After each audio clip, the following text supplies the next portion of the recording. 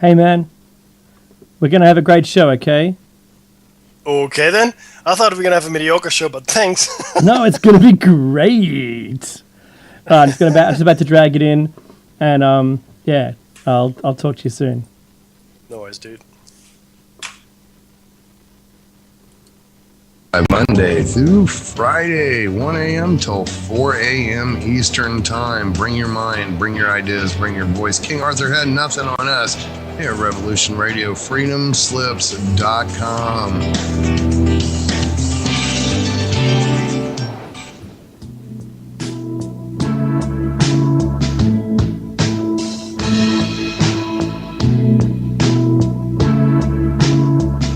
Is your data safe? Do you have the necessary information to assist you in confidently living through just about any survival situation?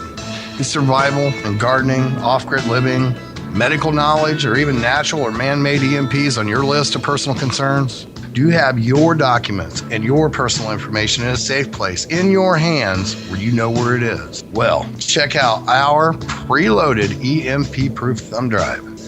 Over 3 gigs of survival documents and how-tos, plus the USDA offline food preservation website, and much, much more, including a surprise bonus we just can't tell you about here. With plenty of room left over to store your most important documents. Imagine if a megavirus or a computer failure took out your bank, or all the banks for that matter. Are your banking records safe in your hands? So when they get things fixed and repaired, you can say, hey, look, this is what I had. You have it, I want it back. Is your personal data safe?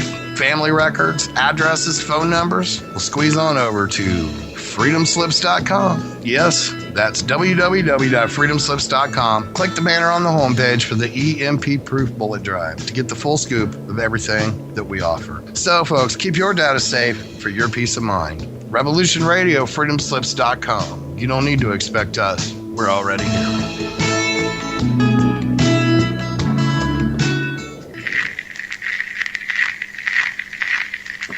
Good evening. Since 1919, the League of Lady Conspiracists has been giving advice to the public on simple measures by which the increasing menace of mind control, already so prevalent in today's society, may be thwarted. It gives me great pleasure, therefore, to present to you today the founder of the League, Miss Sylvia Stankhurst, singing for us a song which offers sage advice to the worried citizen. Sylvia's mother, the celebrated Emmeline Stankhurst, will accompany on the pianoforte.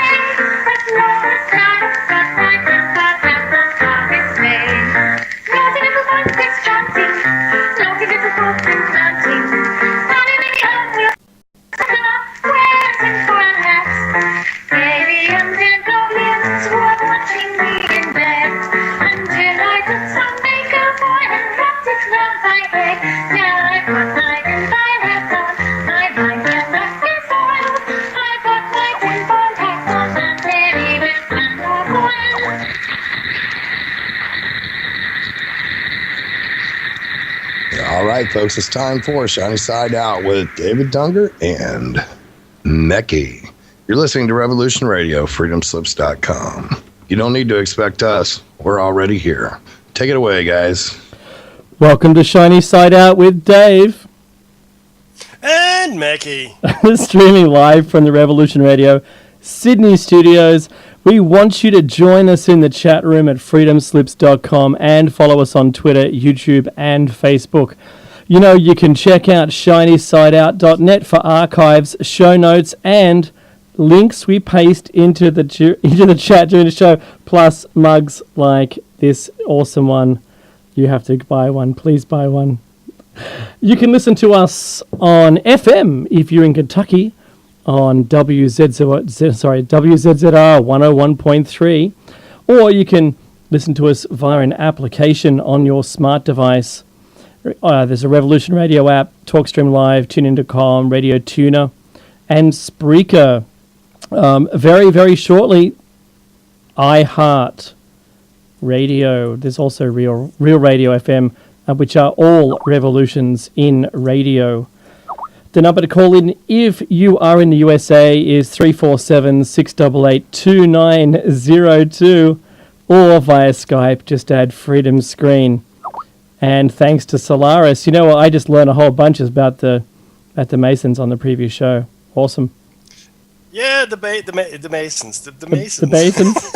the Masons. There's not a lot I can learn about the Masons anymore, I have to admit. I know all your secrets, including your last secret. And, insert maniacal laughter here. But no, it's fascinating stuff nonetheless.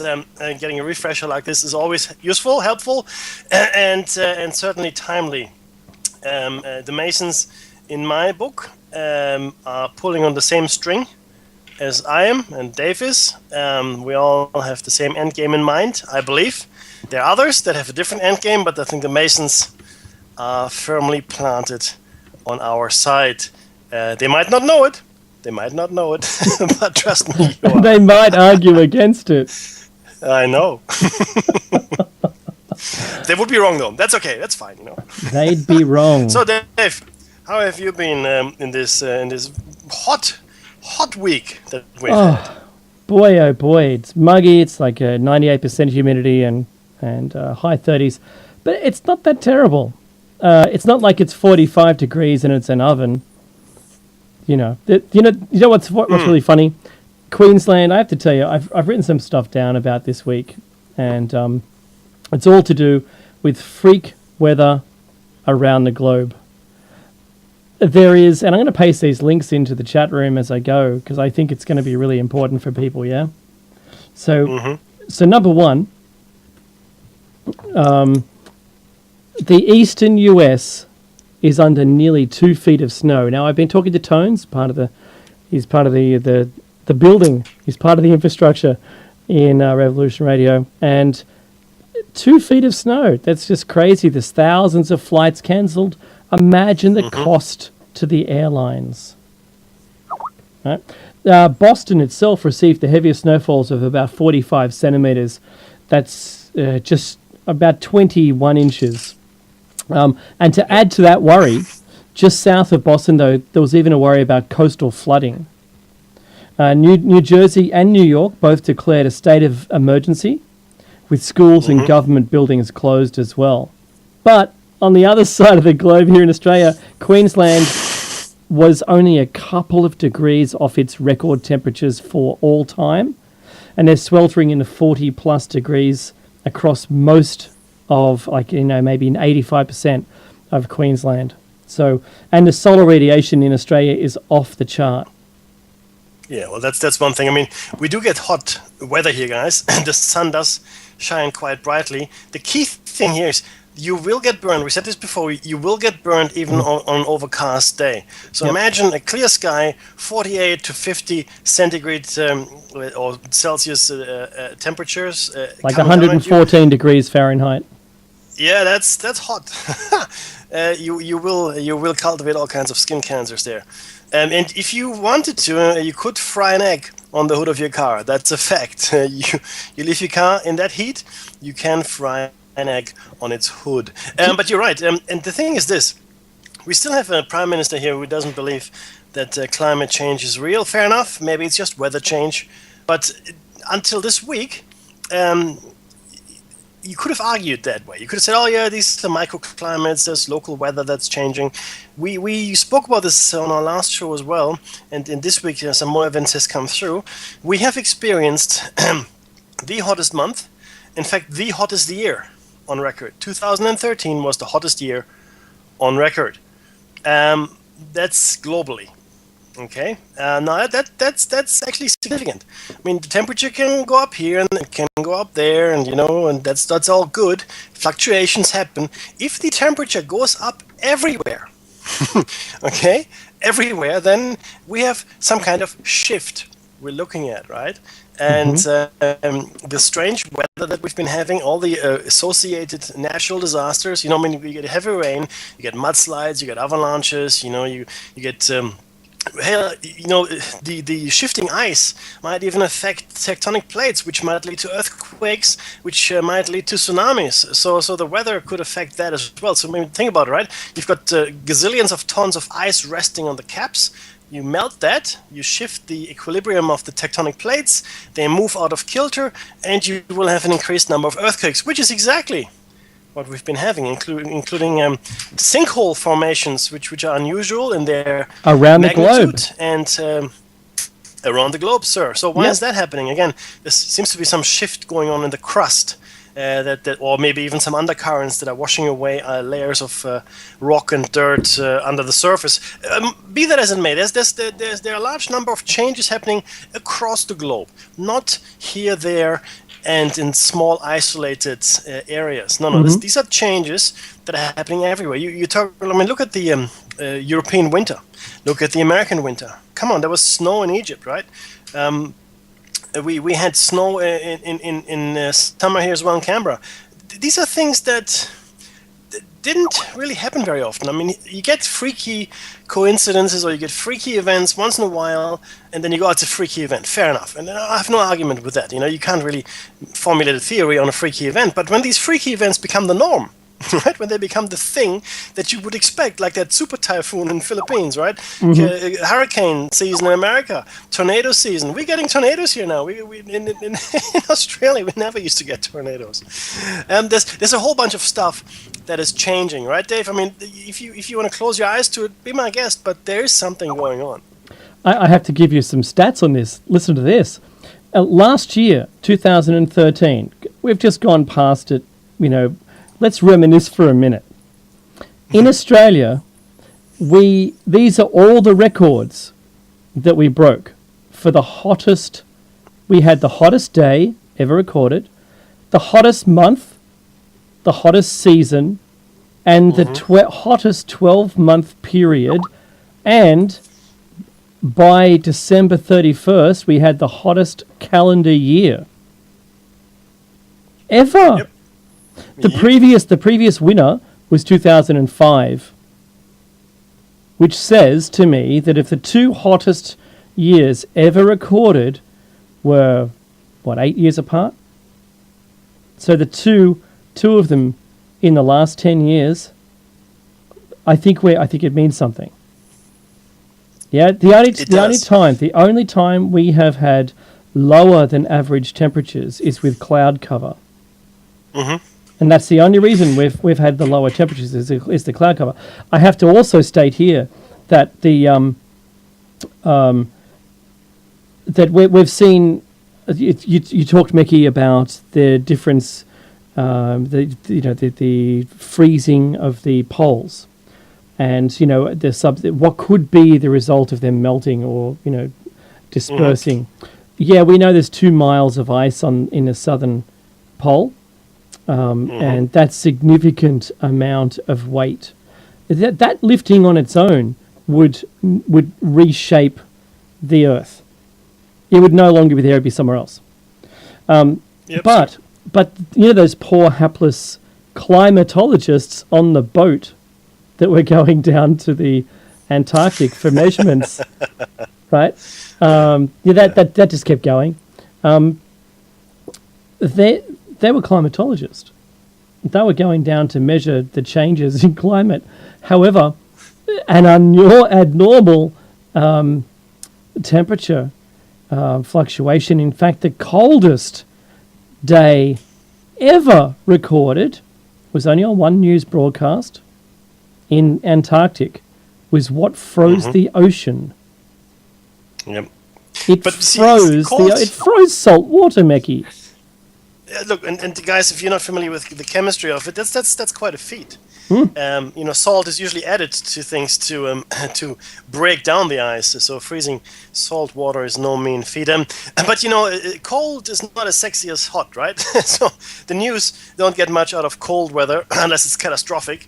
And having the coldest day, they go, hey, yeah, coldest day. But the hottest day, you get bushfires and you get heat waves, and you get the nice shimmering effect in the air.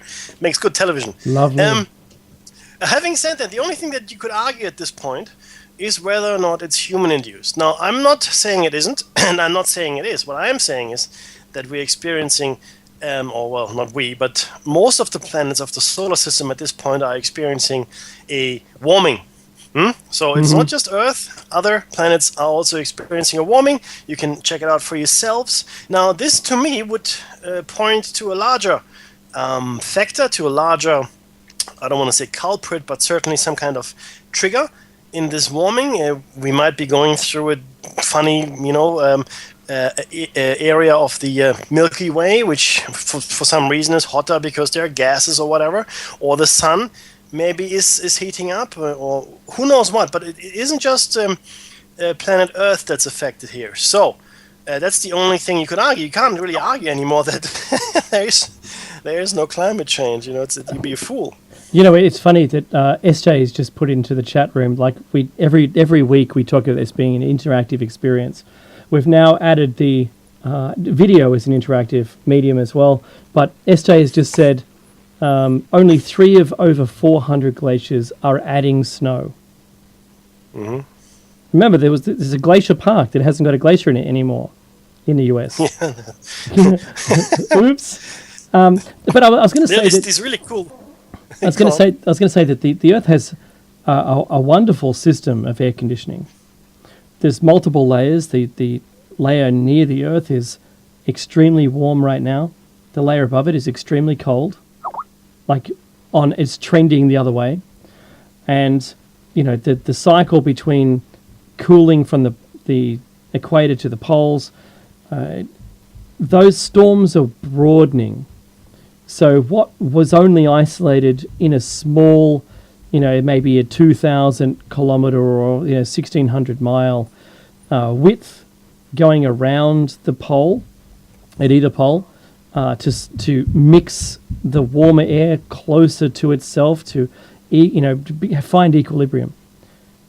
We could, in fact, see ourselves with something like the which planet is it again, Meki, that has the large storm? Jupiter. Yay! So Jupiter, we might see something. This is called the superstorm. Not the superstorms, which are just isolated pockets, but there could be the growth of one of these, which leaves one of the poles, because they've got the lowest isobaric measurements in these storms, equal to, greater than, maybe a superstorm at the equator. If one of those was to let go, or be able to generate itself, or become transition from a cold core to a warm core, we might see something so large that it traverses continents, like it continues around and around. One maybe. And make no mistake. Go ahead. Yeah. No, you're right, man. No, I was just saying. Make no mistake. This storm on Jupiter has lasted centuries. It's been there since we've been looking at it. That's so right. If we had a storm like that, a storm system on the planet Earth that lasted for centuries, I don't think your wet weather gear is quite going to cut it. And you couldn't. It's funny because you couldn't rebuild your house before it came around again. Mm-hmm. So, if we were to see the unleashing of one of these storms, because we saw we've seen superstorms. The next thing is one that can survive crossing a continent. So if it was able to do that, or was moving fast enough and maintained its spin, maybe stayed in a warm area, I think that would be devastation. I read there was a book about the superstorm before they were, in the last 2 years, before we actually had them. We hadn't had them before them. Otherwise, they would have just been storms. Mm-hmm. We wouldn't have called them superstorms. They've come all of a sudden. Yeah? So, you have to think about this, that we live in extraordinary times. I have to say that there's 2 other news stories which are really weird here. And it's the return of Comet Ison again. Yay. Who doesn't miss that thing, yeah? You're still alive. Good. Yeah. Well, the internet is all abuzz at the moment about Comet Ison debris due to pass by Earth or hit Earth on January 15th. Now, you do your research and come back to us on it, because I couldn't be bothered looking anymore. I don't. How many end of the worlds have we been through, Meki? All of them, yes. Yeah, all of them. Like recently, I'm going to start counting from 1999, right? There were Yeah. at least 5 or 6 prophesized by various fringe cults, and not so fringy either. So there have been a good 5 or 6 end of the world scenarios. Something I discussed today at a barbecue, and then people said, "Oh, you said the world was going to end." I said, "No, guys, no. We explained to everybody, we hoped, that the 13th Baktoon was merely the end of an age, right? And then there's the 14th Baktoon. Hello, there you are. Hello, Mr. 14. Oh, what Baktoon is it? It's 13 Baktoon, right? So the point is, no, the Baktoon or the end of the Mayan calendar was, or the way people interpreted, was never really, in my opinion and Dave's opinion, was never really marking the end of the world, but potentially the end of a certain consciousness or whatever, or consciousness shift, which may have happened. Yeah. But not the end of the world. And this is the problem with end of the world scenarios. If you get it wrong, you lose all credibility. So I abstain from making predictions unless I'm 100% sure as to what might happen or not happen. I will give you this, though, and I've said the same thing to the guys. I warn people, and I say, look, when we are 3 meals and 24 hours away from anarchy. What do I mean by that? Well, essentially, everybody, 95% of the world's population, certainly in the affluent countries, are entirely dependent upon the system as it stands today, which means you get all your food, water, and so forth delivered to you. Okay, but I mean delivered to you, well, you might have to go to the supermarket and pick it up, but guess what? It's being delivered there from where it's actually made. Okay, your milk and cows do not grow in the supermarket. So what do? Well, not a lot. If the system breaks down and there's nothing delivered anymore, right? So if you got some food at home, great. You got some water at home, fantastic. You might even survive for a month. The problem is, what happens if it doesn't come back on? You are royally up the katuta, right? And that's not very good. So you need to be preparing yourself. That's something that preppers do. And you don't have to go overboard. But it's good to have your cars filled with fuel. It's a good idea to have some non-perishable goods stocked in your pantry as well. Have a good supply of water. In Australia, we're lucky. We're forced to have water tanks, which in my mind is a great thing. I live near the biggest water reservoir in Sydney, so I'm living here for a reason. And essentially, it can happen any moment, and it doesn't have to be something amazing. I mean, it could be a strike. It could be that maybe the extreme heat blows your electricity supply, which has happened in India and has happened in North America as well. Remember when your grid went offline? That wasn't so fun. And the thing is, you can't do anything about it in the States because it is so vast and so old that taking it offline would affect too many people. So you just have to pray that your system doesn't fall down altogether. Maybe there's going to be a disease. Maybe somebody's going to invade us. I mean, who knows? I mean, there's various reasons for why the system could just stop working. The Roman Empire, which lasted over 1,000 years, also ended. People seem to forget that things happen to come to an end. It's cyclical in nature, our lives, including our civilizations. Our way of life is not static, guys. It is not static. And I'll stop here. Otherwise, this will be a show about the non-static life. But we don't live in a postcard, and I agree with you wholeheartedly on this one. But to segue from that into the last news story that I've got, I've been reminded this week about, a YouTube video was released this week. It was a news story, a YouTube video, of a partial collapse of a cliff face. And I will paste this once again into the chat room for you. And this was over in England, Hastings Cliff, or a cliff in Hastings, partial collapse into the sea. It's pretty awesome. It really is only like maybe about 30 yards by about 70 yards big, and maybe only about 1 yard thick. But for what it did, I think it was pretty good. No one was hurt. But what it did, it reminded me of just how, it's a stark reminder, I think, to everyone of how the eastern US is vulnerable to Flores subsidence.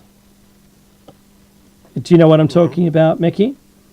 Actually, I do. Yeah. It falls okay. Normally, what you see is you've got the continental mast, and you've got the fairly long area of not so deep water, shallow waters, and then it falls down into the ocean basins, proper.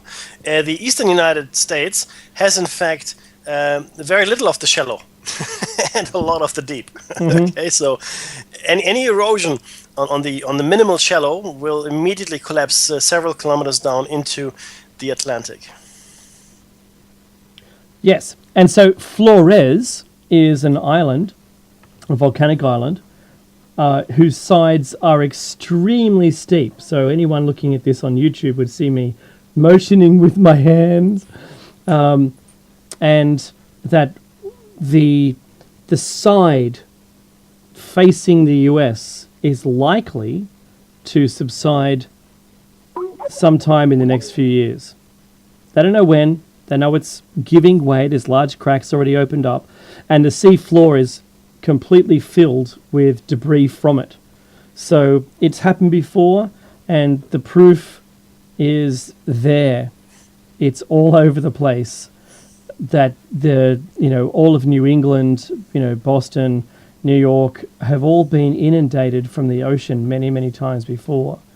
So they've seen it in the sedimentary deposits inland a long, long way. So you don't even need a cosmic impact to devastate the eastern side of the US. That's all you need is Flores to subside. That would be equivalent to what we saw Fukushima. The Japanese earthquake from nearly 2 years ago. So just think about that. That's horrid, yeah? Yeah, and you've got quite a few nuclear installations on the eastern seaboard as well. As well as the millions and millions of people, Mackie. Yeah, the people can be replenished, and I know that sounds callous. If they can be replaced, yeah.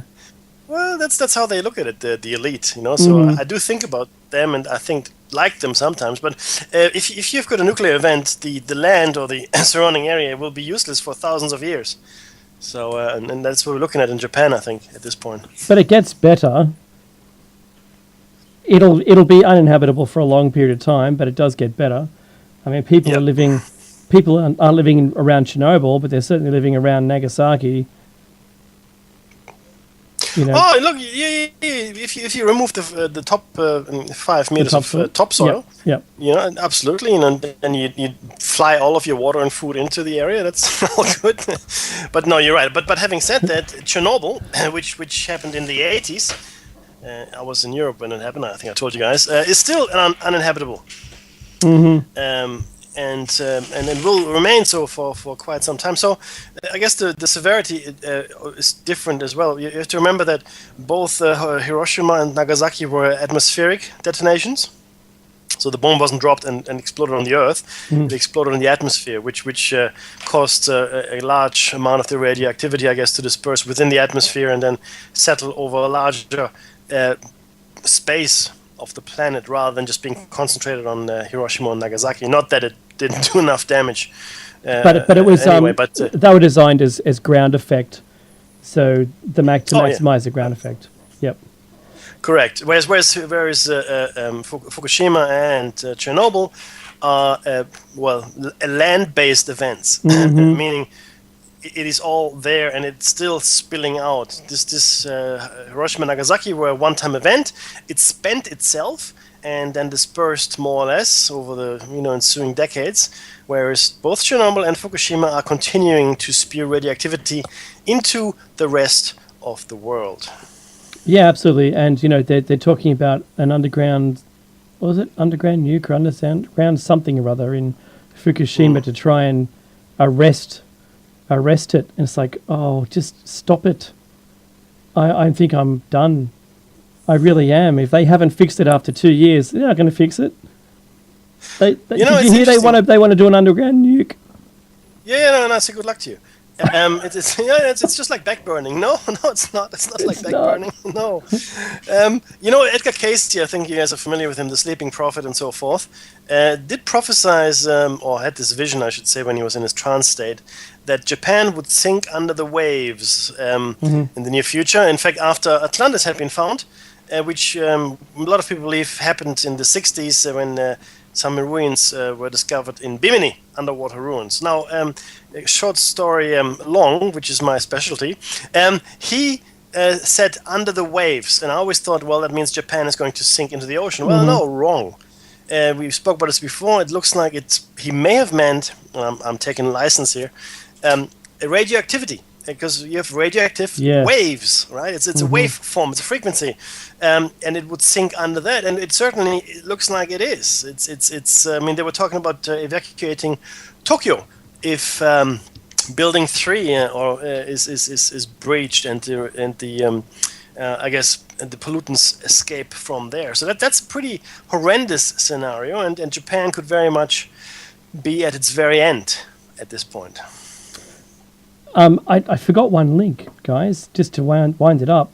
There was one link here to do with the climate change, and it was it's going to paste it into the chat room as normal. And it shows a map of Australia. It shows a map of Australia, which has very few. The two white bits on the map are the only two areas that maintain their average temperature. Everything else is above temperature. Yeah, it's crazy. It's just crazy. I mean, looking at this comes from the department that was closed by the government because they didn't like what they were telling them. Look, your news is not what we want, so we're just going to abolish it. And there are no more body bags coming out of Afghanistan. That's right. That doesn't happen anymore. It's crazy. That's what happens when you control the media. And I don't care who you are and what you say. Few people owning the media is a bad thing. We should know everything. And having the government close down a government department, that's crucial, I think.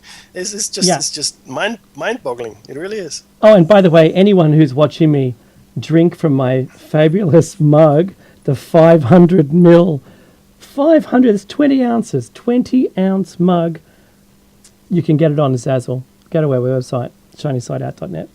Anyway, Meki, I was going to say, what was... Nobody needs so much coffee. What is today's show all about? What are we going to cover today?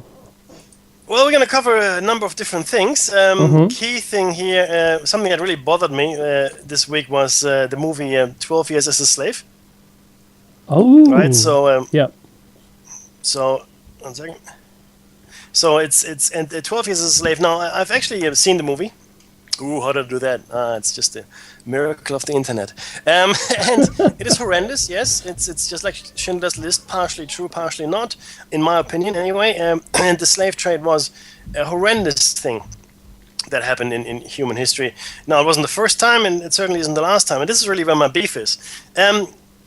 We seem to have lost focus of the fact that today we still have slavery. We still have slavery. Slavery hasn't gone away. Mm-hmm. Yeah, okay, the United States don't really have slavery, even that could be argued though, but there is still slavery, and it's affecting millions of people, millions. So I find it interesting when people, think about, the past and, how we would never do this again and blah, blah, blah. Yeah, sure. Same thing with, when you watch like a Holocaust movie, lucky we've moved on from that. No, we haven't. Lies. We haven't moved on from Rwanda, 1994, 500,000 people were hacked to death. Yes. In a space of a few months. Okay, you have the genocide that was perpetrated in the Balkans. Mm-hmm. Okay, you have the genocidal wars of Africa, and certainly you've got Pol Pot and the Khmer Rouge, which killed 1 million people, and it's going on today and again and again. Hey, Mickey, wasn't it in Syria as well? Who was it? Absolutely, yeah. Well, yeah. Not recently either. Like about 5 years ago, maybe 7 years ago. You mean the chemical attacks? No. They just started rounding up everybody they didn't like, and it turned out to be an entire civilization of people. Yeah, that could be maybe. It was racial cleansing all over again. Yeah. Look, absolutely. So it hasn't stopped, guys. So I don't want to talk about it right now because I want to, we can talk about what's happening in the show. But so it's slavery, yes, horrible thing in the past, still a horrible thing. We also want to talk to you guys about resurrection and something we didn't cover off. We've spoken about death and what it is, how hard it is to diagnose, blah blah blah, and we've also spoken about Christmas and its roots in pagan tradition, which I find fascinating. We're going to have a similar thing for Easter as well. So those are the things we're going to cover. Dave, what else were we going to cover today? I don't know. I think that's it. I think that, honest was it. Don't worry. I wanted to, because don't you feel like a slave, Mickey? Though we should go through the definitions of all these. Which one are we going to do first? Yeah, let's do that. In fact, let's talk about that. But you're right, Dave, and this is the definition that's not here. But we are all of us, well, except for you guys that are living off the grid, and bravo good for you to too, by the way. Yeah. We are all wage slaves. I mean, I don't care how well you get paid or how well you're doing, by your relative standards within your society or your neighborhood or your circle of friends. You still sell your time for which I think can never be enough money. So we've been convinced that these funny little tokens that we have, paper or metal or whatever they are worth something, and we should do our best to obtain them. Now this is the long con. It's a long con, which has turned us, or most of us, into wage slaves. If you were independently wealthy, great, good for you. Then my hat is off to you. And if you're self-sustaining, even better. But yeah, Dave, let's look at contemporary slavery and what that means. So essentially, it refers to the institutions of slavery that continue to exist to the present day. Okay, and get this: the estimates of the number of slaves today, and we're going to throw a whole bunch of statistics at you today, range from 12 million to 27 million people. 27 million people. That's the population of Australia. To put it in perspective. Okay, so if it was only us, you'd be okay, but it isn't. Correct. And it's a multi-billion-dollar industry. Now, apparently, it's very difficult to come by stats, and there's several initiatives underway by the UN and by others to come up with the stats. It looks like it's worth $35 billion. That's a lot. Sure is. And you know what? Mauritania, interestingly, was the last nation in the world to officially abolish slavery. And they did that in 2007. 2007. Mauritania abolished slavery in 2007. Slavery is not over. But what are the forms of slavery, sir? What do we have? Wasn't that just? Didn't they just abolish the legal slavery? Oh yeah. Well, yeah. Illegal slavery continues. You know, it's like. Well, how can I put this best? Look at the United States, and I have to because it's the best example. In the South, there was something that, for all intents and purposes, was apartheid, segregation. Okay, you can call it out anything you want, but it was in effect there was apartheid as it had been practiced in South Africa. Now, in fact, today you still have that to some extent. Okay, even the slavery was abolished in the 1950s and 60s and 70s. There were still different taps for blacks and for whites that they could drink water from. Different parts, or different restaurants, in fact. Different places to sit in the bus. Different places. Do you remember that whole thing with Rosa? Yeah. And I forgot.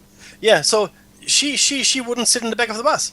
That caused a whole riot out down the south there, right? So that was just in the recent, 40, 50 years ago. Rosa Parks. Right? Yeah, and it was 100 years after the abolition wars, or the Civil War. The American Civil War. 100 years after that, it was still happening, and today it is still happening. Now the slave trade has changed somewhat. It's no longer really race related. I mean, sure, I think it's more like a gender or even age thing these days, but it is still alive and well, and that says a lot about us as human beings as well. We seem to have this need to enslave others. I mean, this is not a new thing either. I mean, the Roman economy was built on slavery. The Roman Empire was built on slavery, and in similar ways, the American economy was as well. There's no easier way to profit. There's no easier way to profit, is there? Really? Do you know in this country they still have people that are paid per row for picking fruit? Oh, really? Yeah, $30 a row, and it takes you 4 hours. See, well, look. I mean, I'm not kidding you. And who is it? No, but. These are weary travelers. Yeah, but imagine you didn't have to pay them if they were your slaves. Well, screw that, I'm not going to pay anything. Beautiful. So, and this is really the problem, right? So, this whole slavery mentality has been with us from the start, hasn't really left us ever, and there's a very thin veneer of civilization. We like to gloss over everything we do. Oh, it's a horrible thing happened in the past. No, it's not happening in the past. It's happening now. It is happening right now. Don't discuss a movie and discuss all the horrors of 100 years ago. Discuss the horrors of today. Get involved in the conversation of today. Do not, pontificate about things that we can't do anything about anymore. I mean, you can't wrong the rights of 100 years. Right the wrongs of 100 years ago. You can't. It can't be done. Everybody's dead. Everybody's dead. Okay. Focus on today. Focus on what you can do for the people that are, in fact, suffering these fates today. Right. So it's a movie. Yeah, great. It deals with something happened 100 years ago. Focus on today. Sorry, that was an outburst. That's okay. So the different kinds of labor, like forced labor. Yes. So we've Correct, got. Did you talk about bonded labor? No, sir. I think slavery by descent would be the first. Oh, I'm just trying to read from the notes, Mickey. I understand, sir. so slavery by descent, you do Yes. bonded labor. It's the form that's most often associated with the word slavery, right? So slaves descended of slaves. It stems historically from either conquest, where conquered people is enslaved, as in the Roman Empire, or from slave raiding, as in the Atlantic slave trade. So this is actually what happened, So the African, I guess, slave hunters or slave trappers would raid villages, and sometimes even villages would sell their people to those traders, also black Africans to some extent, and then sell them to the slave ships that had come from the United States, or before that from France, Great Britain. Everybody was part of the slave trade. Make no mistake about that. So that's that. The enslaved become their own social class or caste. One that may suffer discrimination long after they've been freed. This form of slavery is prevalent in the Sahel, which is the northern zone of Africa, particularly in Mauritania, where governments may deny that it exists, but it does. So the slavery and the caste separation of slaves is still very much a reality. Okay, it is still, and look, in America, it's still a class thing where a lot of analysis. I'm going to step on a whole bunch of.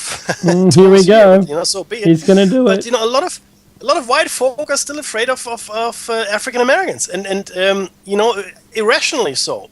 there's this mentality. Oh, they must all be criminals, or they're gonna kill me or do something. Well, it is actually guilt that's manifesting itself there, right? It's deferred guilt of your ancestors, where you've treated people badly, and those people are no longer slaves, but they certainly probably haven't forgotten what you've done. So they pose to you as a threat. Correct, but it's sir. only in your And mind. in fact, they haven't done anything really. You don't even know them. Yeah, exactly. But the truth is, it manifests itself in two things. One, opportunity, which is less for African Americans, by statistically speaking, and two, imprisonment, which is statistically speaking, there are a lot more African Americans in jail than there should be based on the number of people in population. Okay, so there are two things that are very, very true, and they are still affecting the people living in the United States today. It's after 100 years after the war, or the civil wars happened, and Lincoln freed the slaves. So it's not over. Sorry, go ahead. I think the next one is Dave. The forced migrant labor. Is that right? Forced migrant labor? Okay. Sure. People, sure it is. People may be enticed to migrate with the promise of work, only to have their documents seized and to be forced to work under the threat of violence to them or their families. Illegal immigrants may also be taken advantage of without legal residency. They often have no recourse to the law, so they're not represented either. Along with sex slavery, which we'll talk about a bit later on, this is the form of slavery most encountered in wealthy countries such as the United States and Western Europe and in the Middle East. That's forced migrant labor. Horrible. There's also something called bonded labor, and millions of people work today as bonded laborers, right? So make no mistake, it's the same thing. The cycle begins when people take extreme loans under the conditions that they work off the debt. Seems reasonable. However, the loan is designed so it can never be paid off, right? So let's say, I don't know, like interest rate of like 5,000%. And it is passed down for generations. So you are actually caught in paying back that loan forever. Right, and all your labors are going to someone else's benefit. That's bonded labor, and that's quite prevalent in South Asia, specifically like India and Pakistan and so forth, where you have factors that are complicating things like caste and such. Sorry, go ahead, Dave. Just Maddie typing in. Okay, so we have prison labor. We know about this one. This is where you're captive. So countries such as China and North Korea use prison inmates as slave labor, and this labor may be a reason for their imprisonment in the first place. They might just, get all the vagrants or, hapless people walking along the street and lock them up for no reason. They just disappear, and suddenly they have a workforce. I know in this country, they were using, I think, the prison in Lithgow to produce things. You might wherever you are know that prisoners, I think in the US, were making license plates. We're all familiar with that. They even play that out in The Simpsons. Is that you know what I mean? The Simpsons, Mickey. Yeah, I know. Just on that, before we move on, the thing is this: there's a big push now to privatize prisons, right? And for that very reason, because you have that labor force readily available to you, right? Not just labor force, though. I mean, these guys usually don't have any. I mean, who knows and who cares about someone in prison? Really, not a lot of people do. I mean, there are civil rights groups, yeah, sure enough, and maybe even the inmates' families. But what if you don't have a family, or what if you're alone and you're in prison? So there's a lot of people out there in prisons that have probably no one that cares for them and no one that worries about them. So they are perfect targets for medical experimentation. Right? Other experimentation, in fact. We know that, psychological. What about the outbound call centers? Totally. I've seen that in this country too. Yeah. Now, and again, you don't have to pay them a lot, because the thing is this. In fact, you probably pay them, 10 cents a day, whatever it might be, right? Which is not really a living wage. And you could argue, well, they're criminals. Well, yes, they are criminals, but you have to ask yourself, first of all, what crime did they commit? Number one. Number two, what are you doing to ensuring that you are rehabilitating them? I mean, are you or are you not interested in that? And I think once you privatize prisons and you have a labor force readily available, I think there's zero interest in rehabilitation. I think the interest will be to have more people in prison. Okay, so there will be two avenues for poor people with no other way to go. There's prison and there's the army. Okay, so those are your two options if you're really, really poor. But Meki, what demoted them outside? Like, what demotes them enough to not have to pay them the minimum wage? I don't know. Do you know what I mean? What demoted them as humans?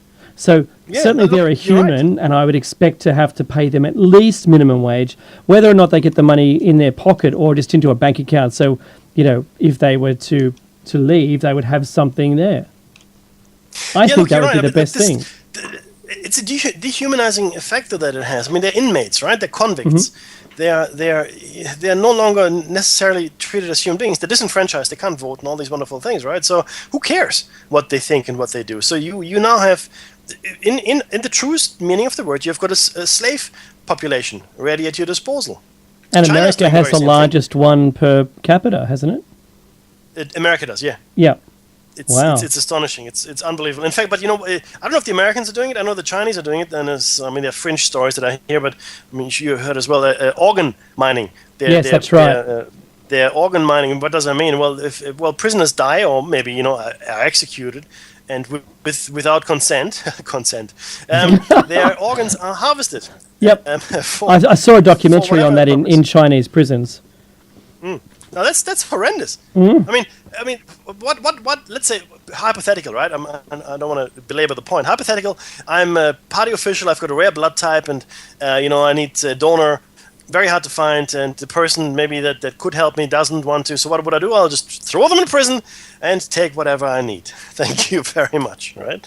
So that's happening, guys. This is not something that isn't happening, and it's part of the whole slavery thing. Hey, Meki, I want to. Can I touch the next one, please? Just for please. Mind the pun. That's probably exactly. I was going to say it's probably a poor choice of words. My father and I were watching the TV, and we were watching the border patrol show, and it was the customs office, and these two ladies, without getting myself in trouble, these two ladies landed, and they were from Southeast Asia. One of them was chewing gum like it was going out of business. I don't think I've even seen Mick Jagger chew that fast. Yeah, so they the customs people were a bit hesitant to let them in on face value, and decided to swab their bags and have them unpack and repack their bags and really give them put them through the ringer. But they turned out drug free, which was amazing. They not only did they turn out drug free, but they even lied. One says that they were cousins. The other one said that they weren't relatives at all. And Right. Until pressed, then agreed that I didn't know what family meant, though you've just used it in context. Good luck with that. But my dad said the moment he saw them, he said, sex trafficking. He said, these are girls that have been purchased overseas to come and work for the big boss here in Australia, to pay a loan off. So that the bonded slavery, but sex being their work of choice. So these ladies appeared in all intents and purposes to be part of the sex trade. And, this is the hard part. So sex slavery is the next kind of slavery, along with migrant slavery. Sorry, Mackie, go ahead. No. I was going to say, in my opinion, maybe the most heinous form. Yeah, because you slavery, you can only imagine if I had to break rocks with a pick and then get fed just a little bit and then do it again tomorrow, that wouldn't be as bad as having to undergo what this job entails, being I a would sex agree with slave. you. Yeah. So it's rape all over itself. Yeah, but this time you feel compelled to have to do it, not for your life so much. Well, actually for your life, but perpetually. Like, it's not a one-time thing. Yeah, I'm sure you would just close yourself off. I can't imagine having to resuscitate a person again after having been through it. So, along with migrant slavery, forced prostitution is the form of slavery most often encountered in wealthy countries such as the United States, in Western Europe, Israel, and the Middle East. It is the primary form of slavery in Eastern Europe, Israel, and Southeast Asia, particularly in Moldova and Laos. Many child sex slaves are trafficked from these areas to West and Mid East. Now, we know that there's is it Bangkok, Meki, that if you've got that 1,000 times on your passport stamped there, that you might be singled out by the feds. Yeah. All right. Yeah, I mean, sex tourism is very big in Southeast Asia, of course. See, that's the other side of the coin, isn't it? Yeah. I mean, yeah, absolutely. I mean, but the funny thing is this, well, it's not funny, but it's a peculiar fact.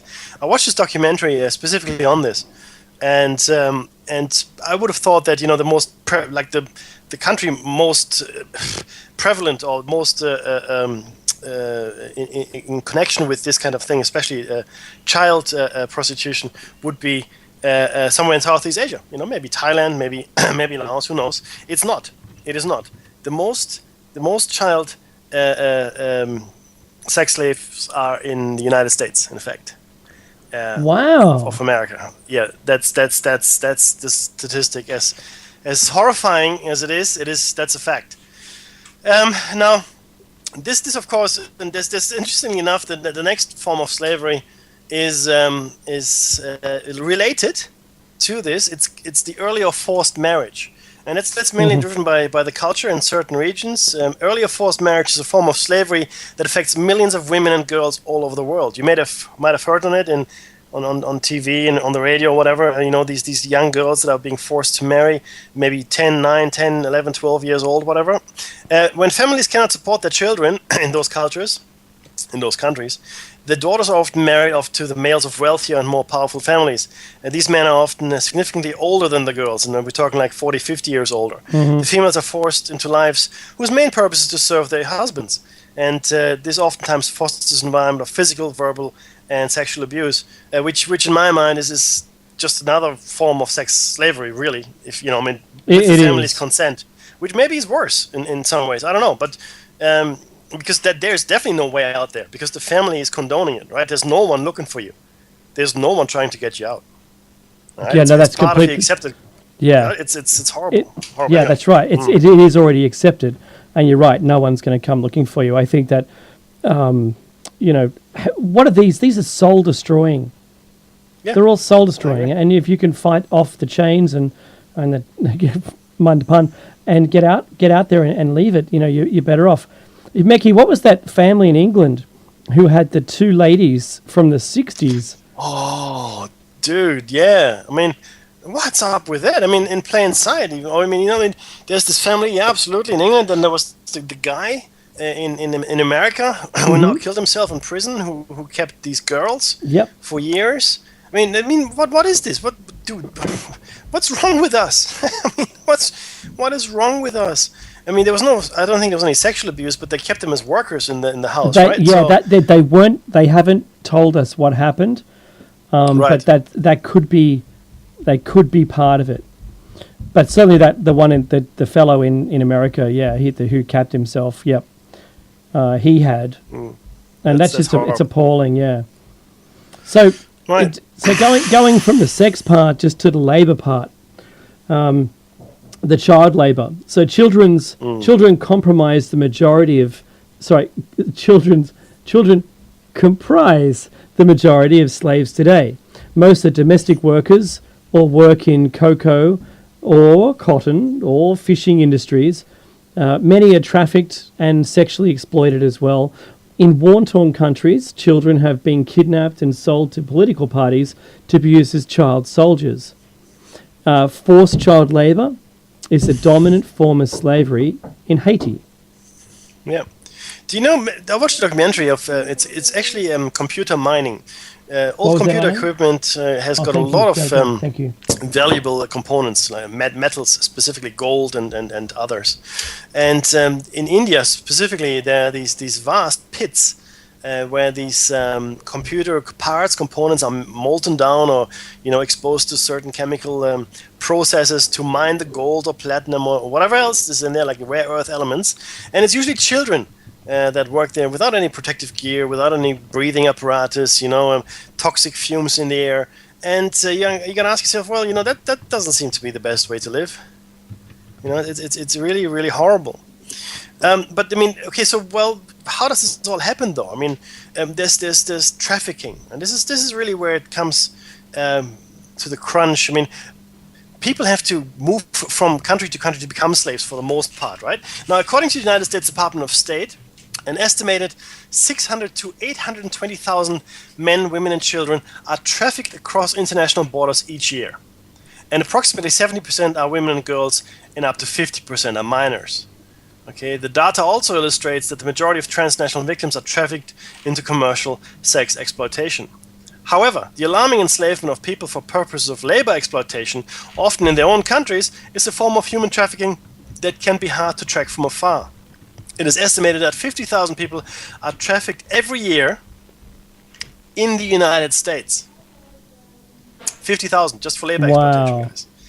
So it is the traffickers, right? I mean, the slave trade hasn't really changed.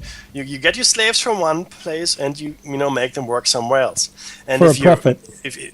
For a profit. And if it's your bad luck that you're caught as a slave, well, that's just bad luck. And that's I guess where the movie 12 Years as a Slave is interesting, because the gentleman who was portrayed there, is a true story, by the way, was living as a free man in New York, and was not a slave, but he was kidnapped, and sold into slavery in the South, and then lived as a slave for 12 years. So.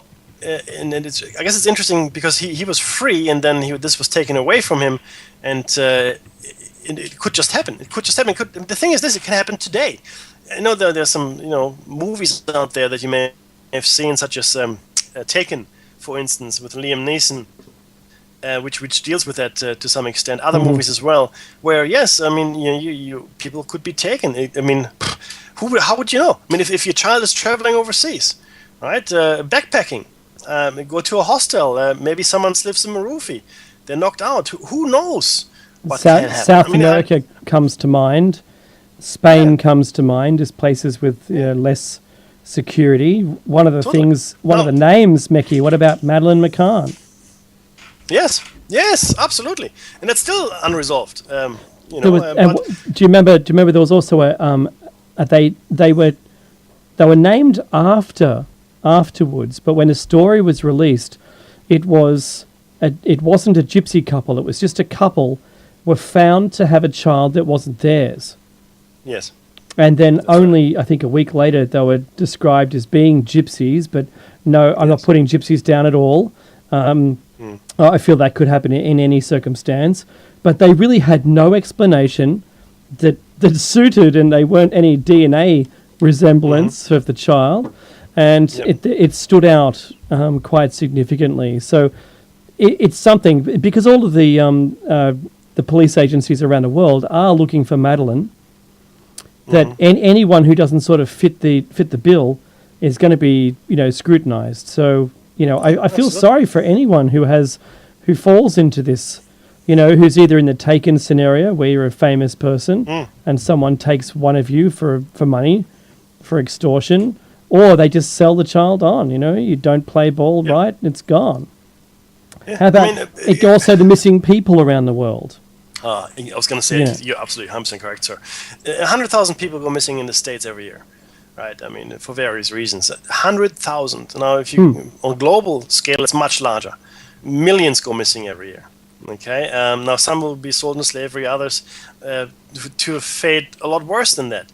And this is where it's touching on the more fringe topics that we want to discuss with you as well.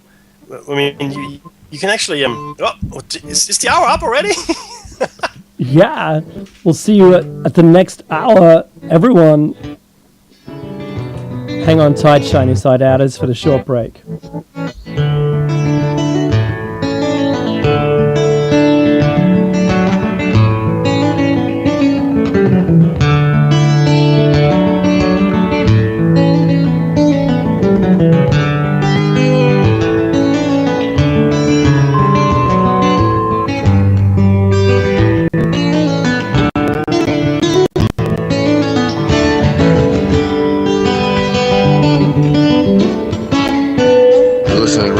Radio at freedomslips.com, and we'll be right back after this message.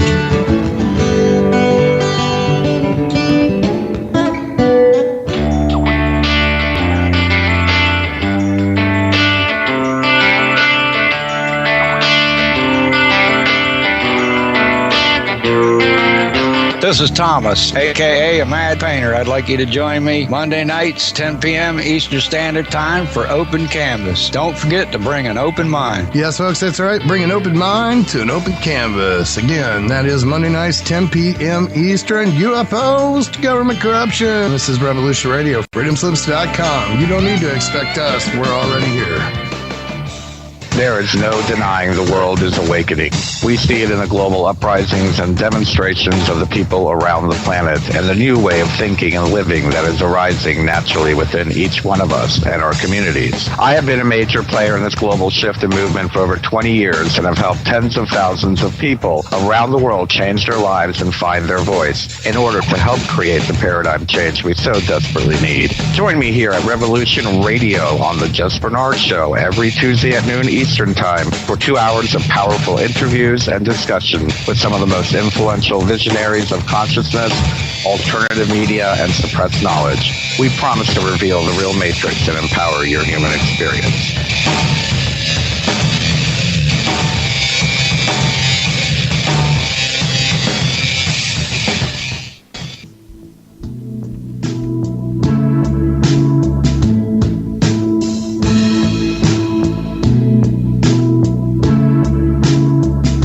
Is your data safe? Do you have the necessary information to assist you in confidently living through just about any survival situation? Is survival and gardening, off-grid living, medical knowledge, or even natural or man-made EMPs on your list of personal concerns? Do you have your documents and your personal information in a safe place in your hands where you know where it is? Well, check out our preloaded EMP-proof thumb drive. Over 3 gigs of survival documents and how-tos, plus the USDA offline food preservation website, and much, much more, including a surprise bonus we just can't tell you about here. With plenty of room left over to store your most important documents. Imagine if a megavirus or computer failure took out your bank, or all the banks for that matter. Are your banking records safe in your hands? So when they get things fixed and repaired, you can say, hey, look, this is what I had. You have it. I want it back. Is your personal data safe? Family records, addresses, phone numbers? Well, squeeze on over to freedomslips.com. Yes, that's www.freedomslips.com. Click the banner on the homepage for the EMP-proof bullet drive to get the full scoop of everything that we offer. So, folks, keep your data safe for your peace of mind. Revolution Radio, freedomslips.com. You don't need to expect us. We're already here.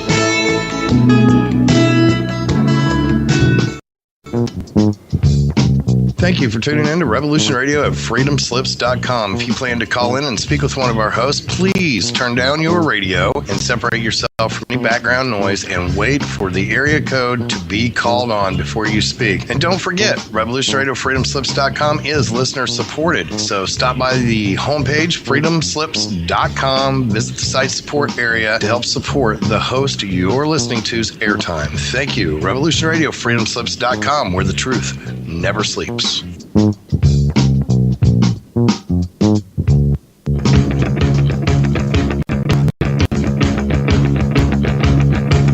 Revolution Radio.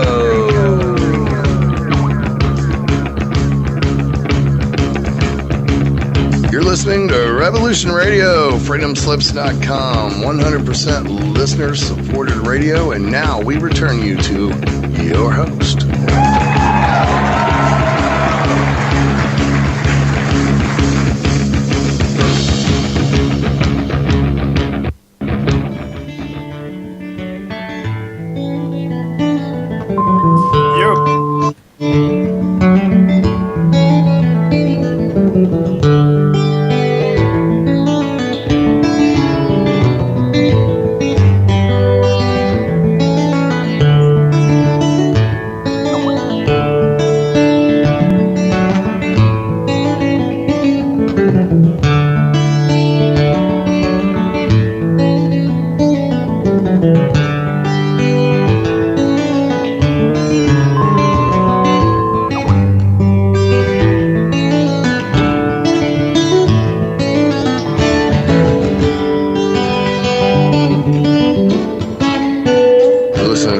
Radio at freedomslips.com, and we'll be right back after this message.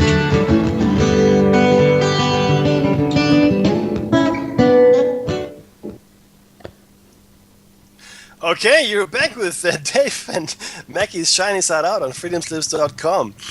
Sorry about that. There seems to have been a double break, but we're back with you guys. So here we are, and that's right. It's the #1 listener-supported talk radio on the net. The #1 listener-supported. What does that mean? It's listener-funded radio. So if you like what you hear, please go to freedomslips.com and push the donate button on the site support page. It's on the left in the chat. Your donation is greatly appreciated and helps run this station. And in fact, Dave and I do donate as well when we can.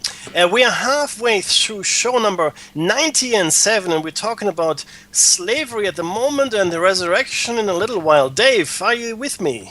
Yeah, I certainly am. Do you know, I was looking at myself not being able to put the slide deck up for the break. I wanted to make something up for that. It should look pretty nice. However, I was thinking to myself, and I don't know, blame the coffee, but I thought maybe if our ratings ever go sour, I could, do the crazy old man, the old grey mare, she ain't what she used to be. I could do that dance, anyway, you had to be there. It's all in my head. It's a scary place, but that's all good. Hey, Mackie, I just want to fill in something just for 1 second. Yeah. I've been away up the coast, as you know. Last week I was in Byron, and anyone seeing me, I'm not a pasty white IT guy anymore. I'm a brown tanned one. Very strange appearance. It's almost like I've been to a tanning salon. But I have to say, the next door neighbour up there, I ran into a fellow, And he is, now I'm going to be wrong, however I look at this. Is it a psychologist that fixes people's broken brains? It is, isn't it? You know where I'm going, right? Well, anyway, I hear you. yeah, so, I flicked in my card. It's got SSO written on there. He flicked it backwards and forwards, looked at both sides. It's a double-sided card. And he looks at me. He gives me a look. Like, uh-huh. Yeah. And he went on to say that he presumes all of his patients are wrong. I think he said that his friend says that. His other workmate, a workmate of his, a friend of his in the same industry, not he I should be very careful. He didn't say it. It was his workmate that he said it. And he said that's a really good stance to take. You come from a skeptic's point of view. So if someone has an OCD and they say, I can't leave the house because the light is on. And he said, well, you're wrong, because you can leave the house if the light is on. It'll just mean the light's on. Where's the problem? I think he had a really good standpoint. And then we talked about a lot of stuff, Anunnaki and, the Bible and 9/11 and JFK, you name it, Meki, I talked about it. And I even talked to a science teacher about a psychiatrist. Thank you, Jerry B. And I spoke with a science teacher about the quantum entanglement through the laser that went through the fiber optic system. Remember that experiment in Europe? I sure do. Yeah, and I talked to him about that, and I blew his mind. And it's funny, he reached over to a bookshelf next to him, and he opened up the, not Carl Sagan, Carl Kruszenowski, Dr. Carl's book. The guy who knows everything, yes. Yeah, he does. The latest book, and he opened it up, and he goes, aha, yes, you're telling the truth. He used Dr. Carl's book as the truth annator. I was saying, I said something else. Yeah, I said something else, and he doesn't do science. I said something else, and he picked the book up and went, yes, you're telling the truth. I said, I know I'm telling the truth. Read more of the book. Read the book and tell me something. Yeah. But yeah, well, my point exactly, right? I mean, here you are, just some dude. Well, no offense, right? Yep. And I'm just another dude. Yeah. And this guy, his job is to teach this stuff, right? Yep. Now, shouldn't he be? Well, I guess you get jaded, with the whole system, and that's a bad thing when you're a teacher. But shouldn't you want to know the latest sciencey stuff to teach your pupils? Wouldn't that be a good thing? So everybody is on the same page and not 50 years behind. What's a transistor? I'm not sure. So when I told him about light clumping together, he said, "What? There hasn't got any mass." I said, "You need to redo some research." Yes. Yes, sir. I just couldn't believe it. Like they're frozen in time. It's like you chip out of a glacier, a scientist, and said, "Oh, look, we've got ourselves a scientist from the 50s. Awesome. Let's show them something and make their head explode." And their immediate reaction is, "It's not true. It can't be possible. Never can it go faster than 60 miles an hour. All the air would be sucked out. We know that." That's right. Now the problem with that is, and that's exactly the problem. Now the problem is this: human beings are fundamentally lazy. I mean, even if you're not lazy, it's very difficult to know everything and keep up with everything in whatever your particular field of study is or your field of expertise. I don't care. Very, very hard to do that. So it is a lot easier to maintain a static position until you're forced to give up that static position. We spoke about this. It's too expensive to change textbooks. It's too expensive. It's not that it shouldn't be done. No, it's just too expensive. It's all wrong, but it's just too expensive to change it. So let's keep teaching people all the wrong things. So that's the problem with human beings and us. So we're not attacking science or scientists specifically.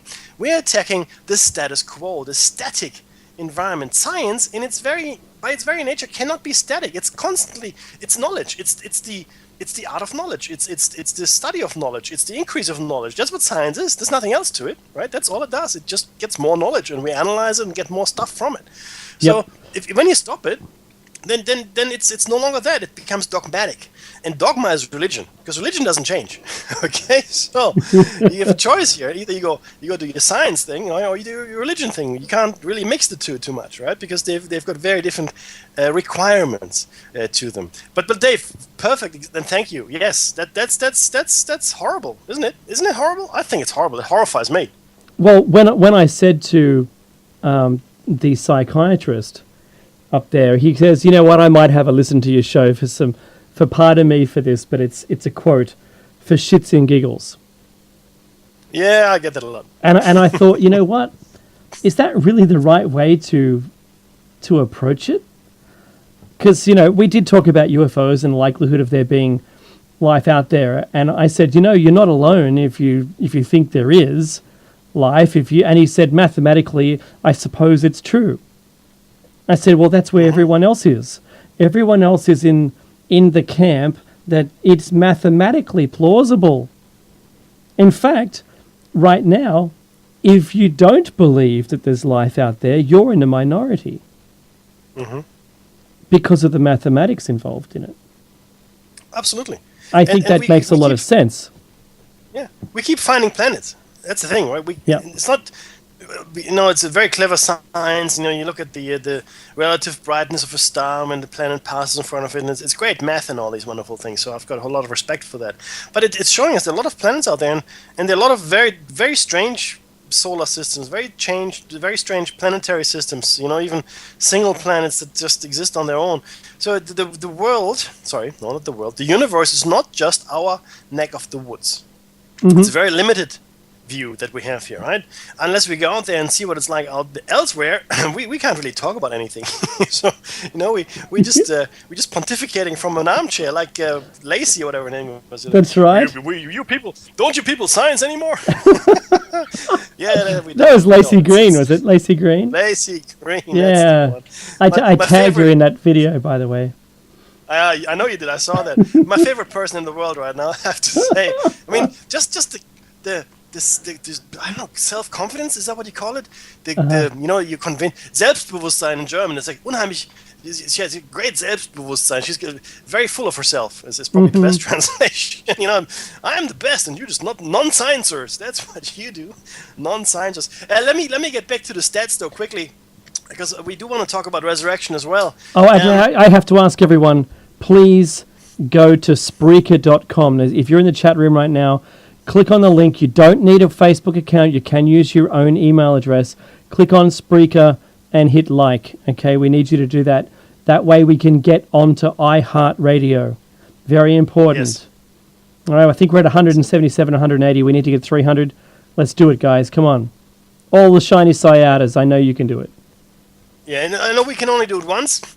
But if you've got several IP addresses, you can go as many times as you like. Ooh, very nice. Just a thought.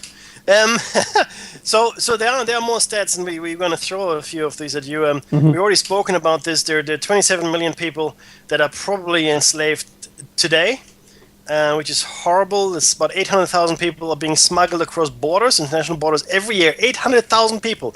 800,000. That's the population of a fairly large city. Guys? That sure is. Just to put it in perspective. Dave, how many children are exploited globally every year, do we think? Look, it has to be 1 million. And I think you're right. That's a million. 1 million. We're not making this up, guys. We have show notes. Guys, this. No, we do, and they'll be posted, and all you can look it up for yourselves. I mean, words fail me when I think about it. It really does. Did you know where the source of that was, guys? 1 million was the number of children exploited by the global commercial sex trade every year. That the source of that was the U.S. Department of State, and it goes on the facts about child sex tourism in 2005. That was. It's horrible. 50% of transnational victims are children, right? 80% of those victims are women and girls. 70% of those women and girls are trafficked off into the commercial sex industry, which means 30% are going into forced labor. Again, these are hard stats. Probably wrong. Probably too low. Do you know what? There's you know, 161 countries identified as affected by human trafficking. 127 of origin, 98 transit countries, and 137 destination countries. But a lot of, yeah. countries may be counted multiple times as categories and not mutually exclusive. So some of those may be involved in each of being the origin, the country, or the destination. But there are a lot of, you know what this means? That a lot of people are looking the other way. A lot of people are being bribed. A lot of people are doing the wrong thing. And there's a quote: "In order for evil to triumph, all it takes is for good men and women to do nothing."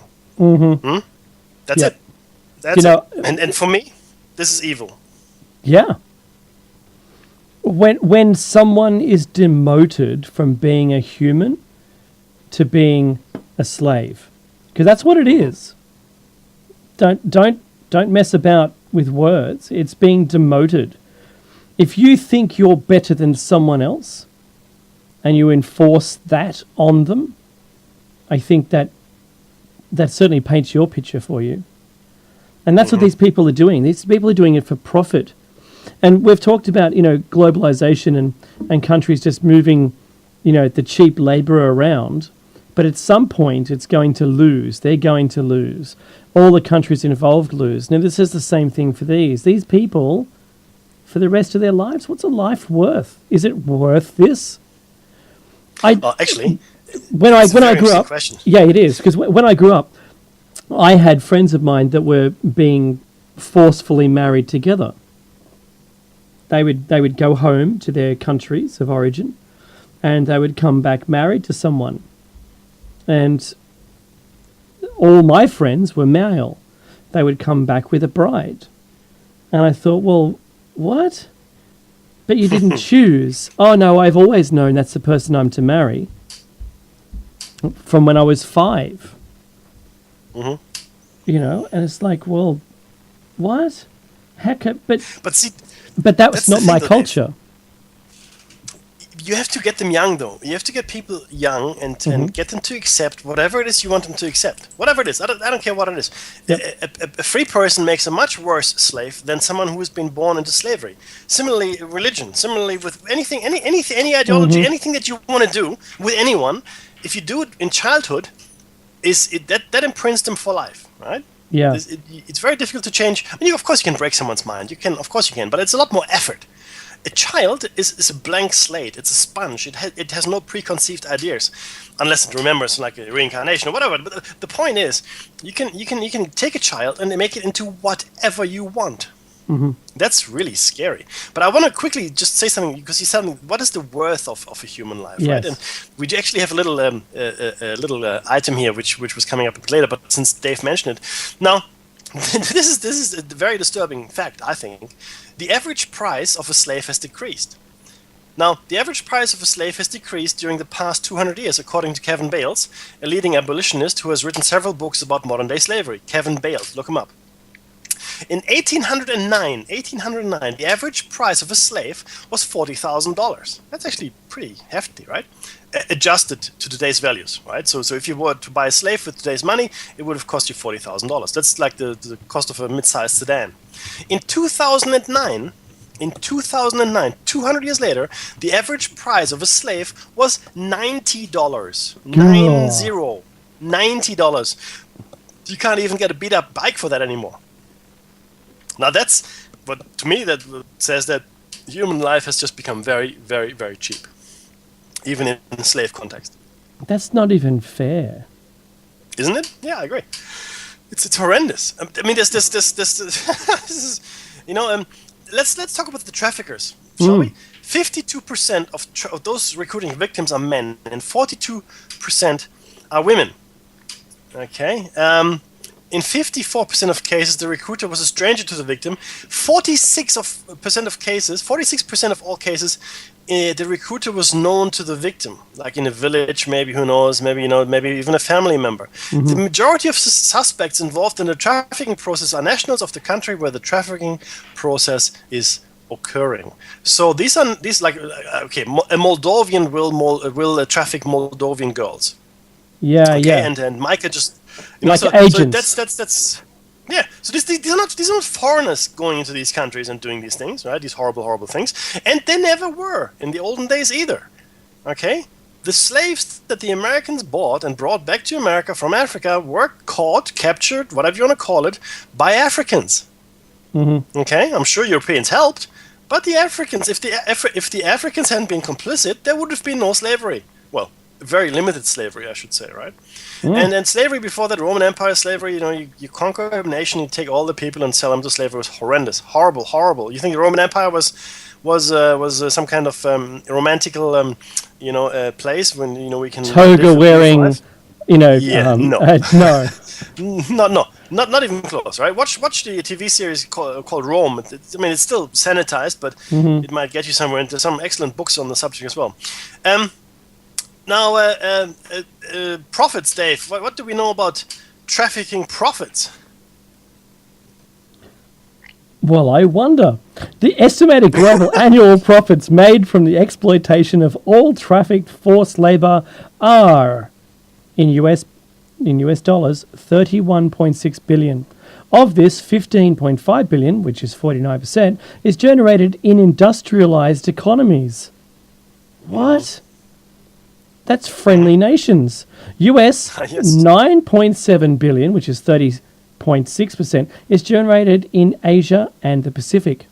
1.3, which is 4.1%, is generated in Latin America and the Caribbean, and it goes down to 5% in sub-Saharan Africa. 4.7%, which is the remainder, is generated in the Middle East and North Africa. Think about that. 49% of all of the exploited people, the wealth generated of that is in the industrialized economies. Yeah. This is another thing of empire, guys. Now, and this is drawing the bow again that we try to draw for you over the last 97 shows, soon 100 shows. The empire never went away. The empire just moved. Okay, the empire moved geographically, and right now the empire is residing for the most part in the United States, with view to move again. It's split. It's in London and New York, if you want to argue the point, and to some extent in Paris as well. But the empire is still there. The same people are running it, and it's off the back of everybody else. We are enjoying a fantasy lifestyle in the West, or in the industrialized nations, if you will, on the back of 70, 80, maybe even 90% of the rest of the planet. Okay? Our empire, and we're part of it in Australia because, we are the coalition of the willing, we are guilty as well. Our lifestyle is what is required to keep this empire going, and vice versa. It's like a vicious cycle. That's we're parasitic of each other, the empire and us. And slavery, sex slavery, labor slavery, whatever you want to call it, is just a component part thereof. All right, big money to be made there, right? Someone is making that money. Someone is buying a yacht with that, or chalet in Switzerland, or a house by the beach in the Caribbean. Someone is making that money. A lot of that money will flow into Wall Street, just like drug money. Make no mistake. This is one of the aspects of empire, slavery. Okay, I know this is maybe too much for some of you, but unfortunately, that's exactly where we're at. The empire has never gone away. Hey, Mackie, do you mind how many people have been caught and prosecuted for trafficking? There are very, very few, in fact, sir. Now, these are all statistics that we found here for you guys. In 2006, and the numbers wouldn't have changed too much as far as trafficked people is concerned, there were only 5,800 prosecutions and 3,160 convictions throughout the world. That's global. That means, if you do the math roughly, for every 800 people trafficked, only one person was convicted in 2006. Okay, that's unbelievable. It's horrible, sir. It's horrible. Today every country has a law against slavery, right? And there's between 14,000 and 17,500 people are trafficked into the US annually. Mackie, what's another stat? As we said earlier to you guys, the cost of a slave used to be $40,000. In modern slavery, the price of a slave, according to this source, between $30 and $90. 600,000 to 800,000 people are trafficked, right? And according to United Nations, sir. Yeah, profits from human trafficking, rank it among the top 3 revenue earners for organized crime after drugs and arms. Like, this is huge.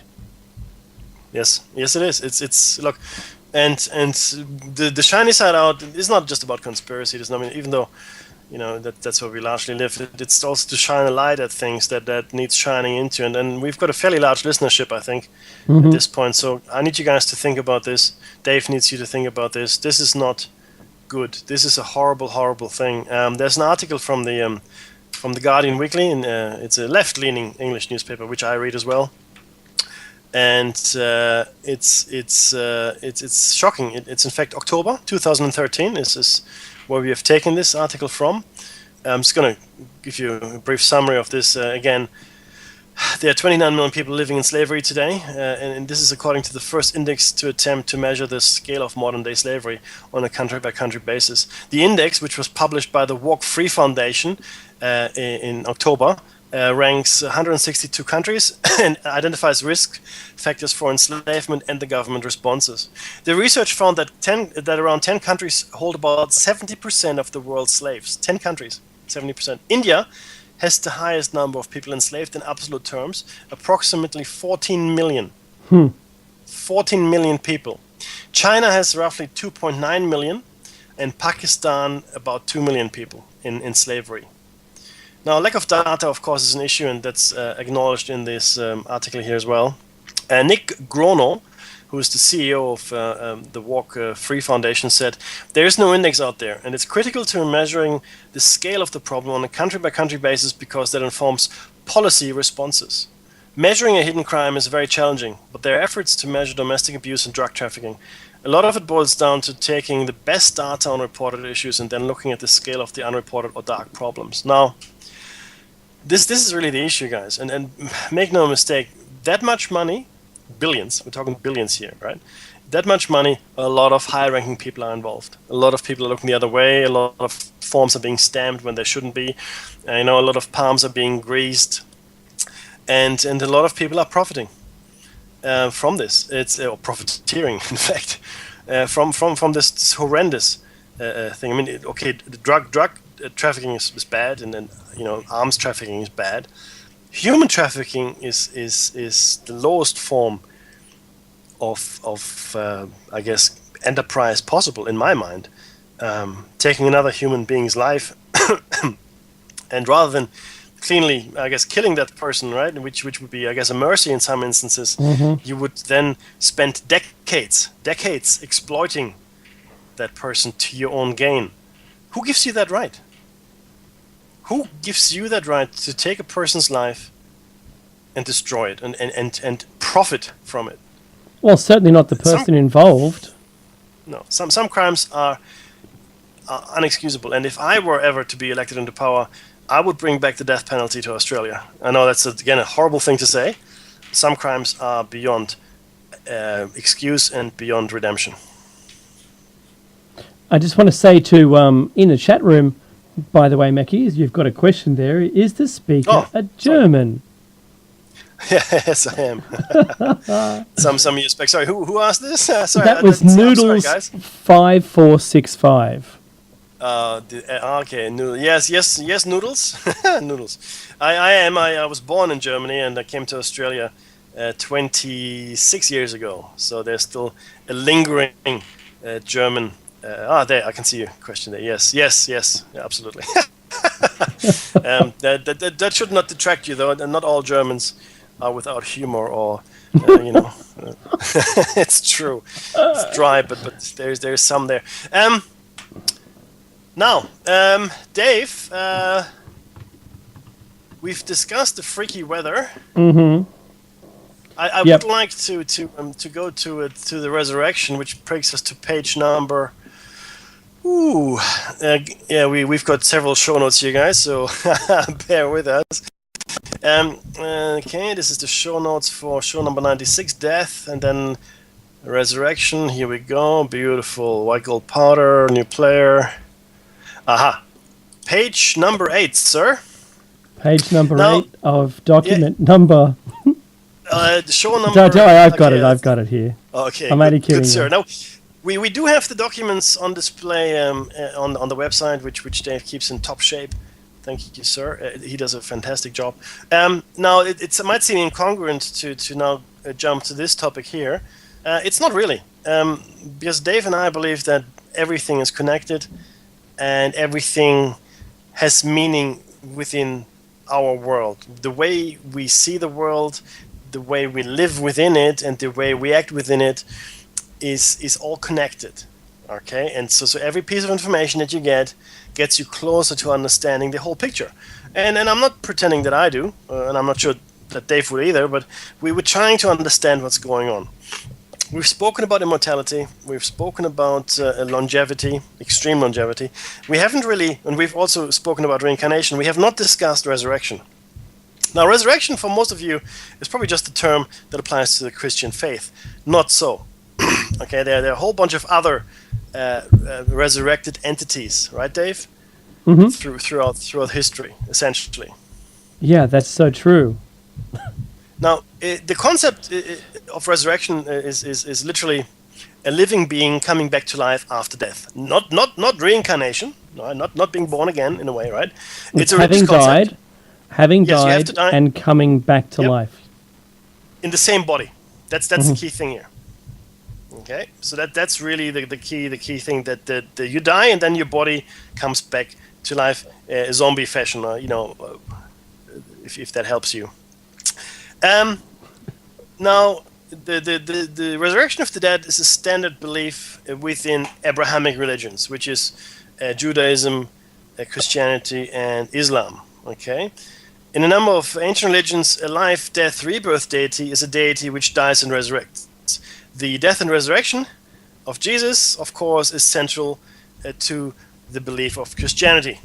Right? And it's also a belief in the resurrection of the individual soul that is Correct. current and ongoing. Correct, sir. That's exactly right. Most Christians believe that Jesus' resurrection was in a material body. A small minority, the Gnostics, specifically believe it was spiritual. There are documented rare cases of the return to life of the clinically dead, which are classified scientifically as examples of the Lazarus syndrome.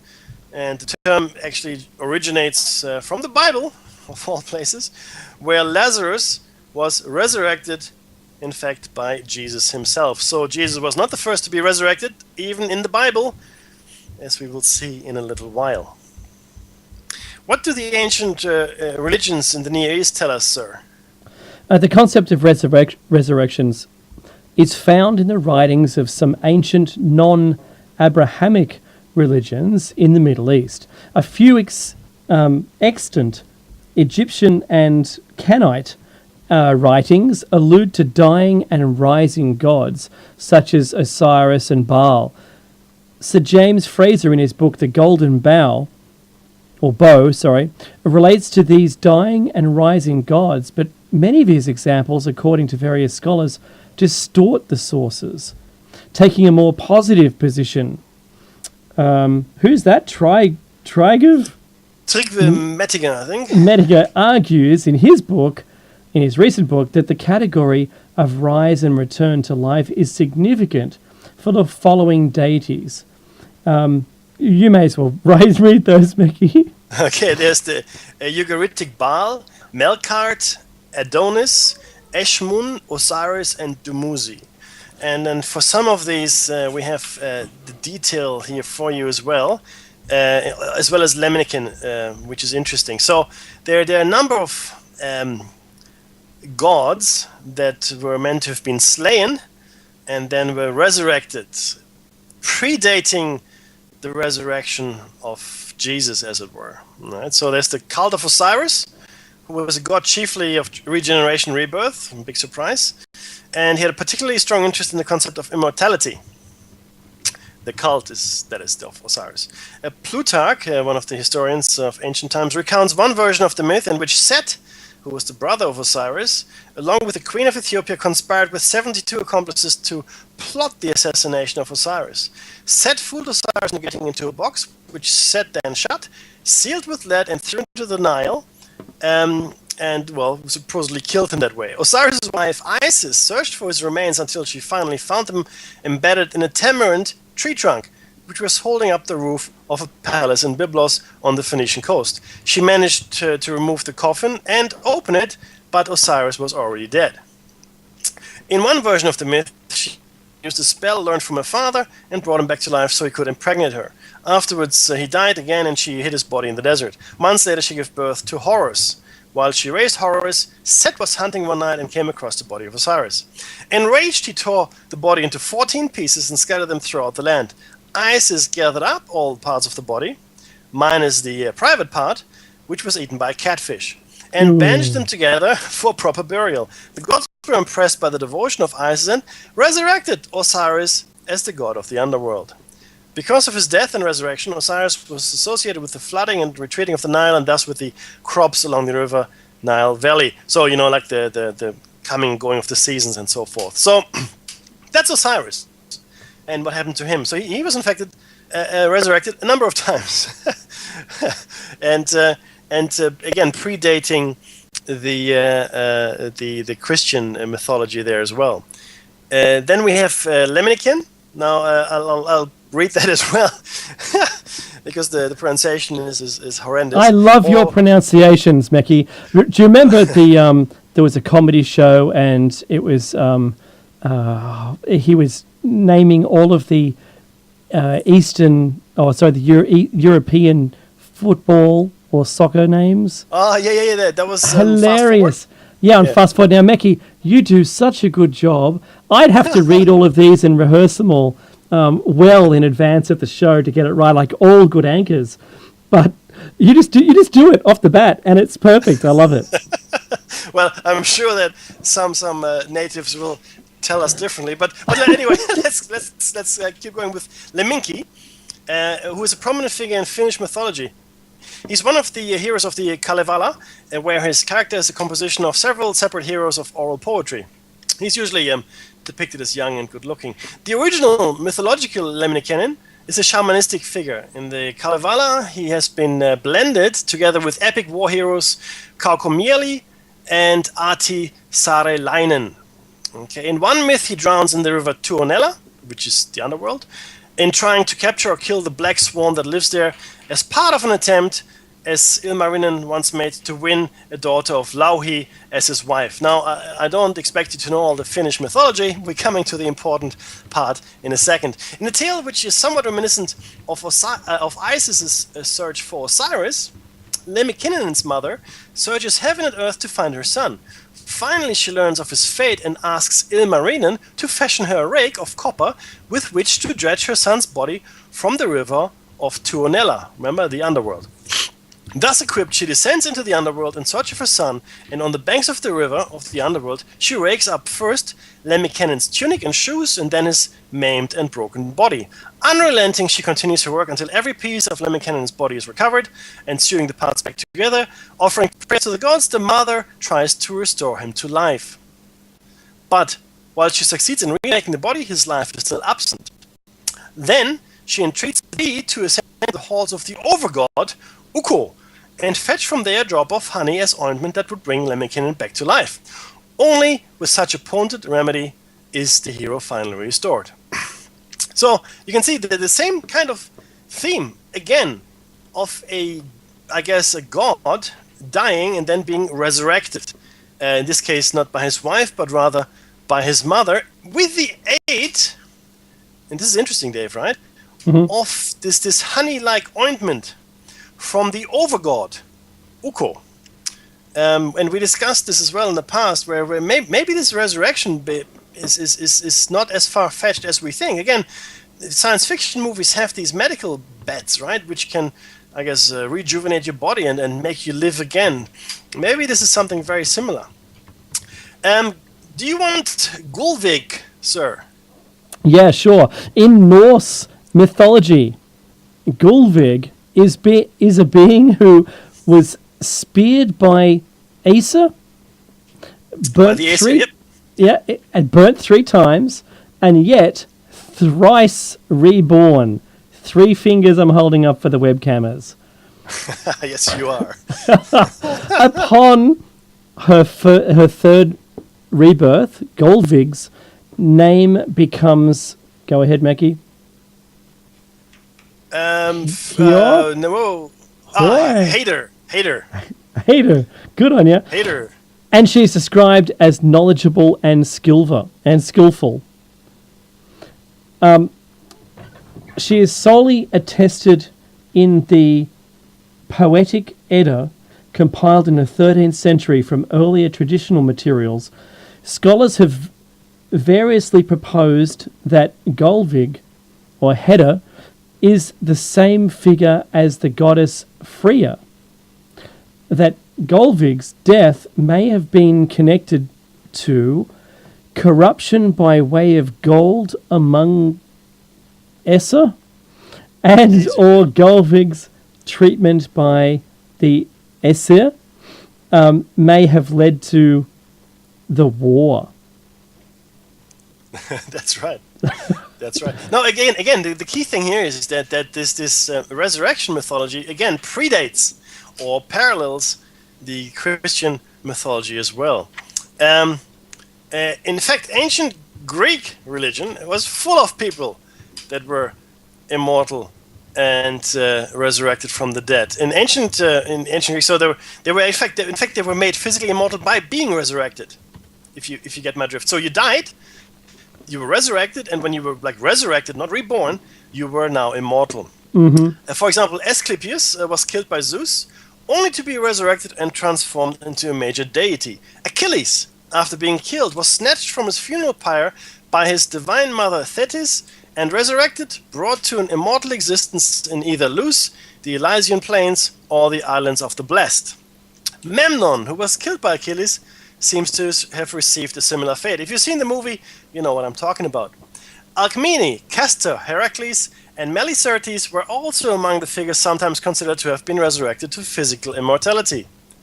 According to Herodotus' histories, the 7th century BC sage Aristeas of Proconnesus was first found dead, after which his body disappeared from a locked room. Later, he found not only to have been resurrected, but to have gained immortality. Again, predating. Interesting stuff, right? Again, there's actually a reason why we share this information with you guys. I'll let Dave do the Judaism, so I'm going to quickly give you the Hinduism. A 7th century Hindu saint Sambandha prays to Shiva and resurrects Pumpavai from an urn of bones and ashes in old Kapal Shiva temple at the location of the current Santom Basilica. Judaism, where resurrection is found.